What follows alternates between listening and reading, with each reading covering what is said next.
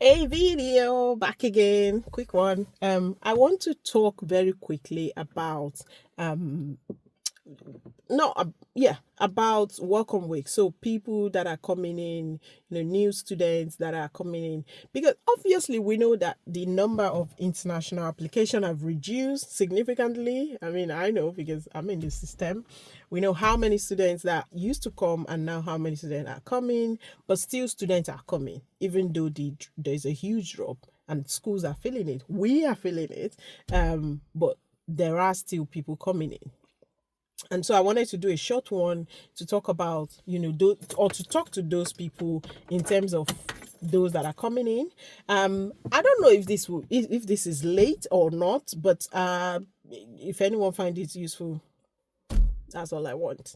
So generally, what I want to talk about is the fact that right now you need to prepare. Of course, I'm sure you're preparing, but well, what I was going to say is I hope you put plan in place for significant things, and those things will probably be. I think the first thing is your flight tickets. If you're not in the country yet, I think yesterday I met one of the new students that have just come to join us. It was quite exciting to see her, getting ready for her application, registration, and all of that. So anyway, flight tickets, pack food. I'm talking to my people in this one. A lot of food. You need to bring in as much food as you can. Obviously, you need to also keep in mind some things are expensive, especially in Nigerian context. I'm talking about now. Some things are expensive, and you want to really weigh them out. If you can go on websites, I think you can access most of these our all these stores that we have here in the UK, and just check out how much are they selling some of the things. There are some things that you don't really need to bring. I'll tell you, for example, for in my opinion, I don't think you need to bring rice. The rice here is really affordable. Things like maybe milk, except if you're very particular about brand of milk, I wouldn't really be bring milk. Spag, noodles. Well, if you have a particular brand of noodles, then maybe you bring that. But if not, things I will bring are like the local stuff. Those are the things I will bring. Dry fish, of course, crayfish, beans, gari, egusi, ogbono. I'm listing these. There are so many, so many, so many, so many things. The first thing I would always say is bring soup-based items. Soup-based things that you use to make soup. Whatever ukwehe, ukporoko, all these things, stockfish, whatever, whatever. They are always very expensive here. Or they most likely will be more expensive than they are in Nigeria. So you can bring these things. You can bring favorite things that you like, brands that you actually do like exceptionally. There are some things you don't mind, like I said, rice, you may not mind the brand, but if you have particular things like milk, I know some people they like maybe Dano milk, or they like pig milk. Those things are here, but they can be a bit expensive. So if you have the bag space, allowance in your luggage allowance, then obviously you can bring them in.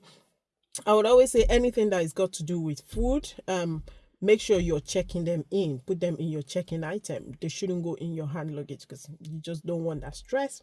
What else? What else? What else? Clothing. You need to bring some clothing. I would advise to reduce on traditional outfits because you most likely may not be wearing them as much. So those nice gele Ankara, maybe one or two of them.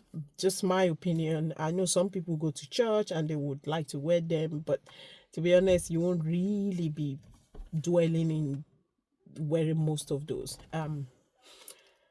If you can get something warm, maybe just one jacket, but then when you come in here you can then access charity stores and these other, Olio for example is a free app where you can look for some items, or even Facebook Marketplace is also another place you can get free, or you can get them at really good prices.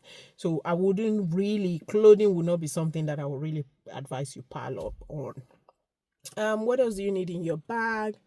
Food is essential. Like I said, like you should have, depending on your flight, you should have about maybe 46 kg check-in item luggage. I would probably be putting maybe maybe 30 kg of food, and then clothing for whatever is left off of that, and then maybe shoe, maybe one or two.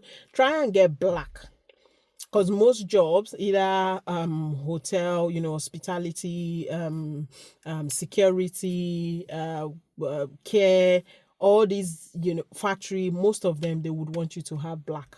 So black trouser will be essential, and then black shoe. When I say black, I mean plain black, no stripes, no designs, plain black for shoe and trouser.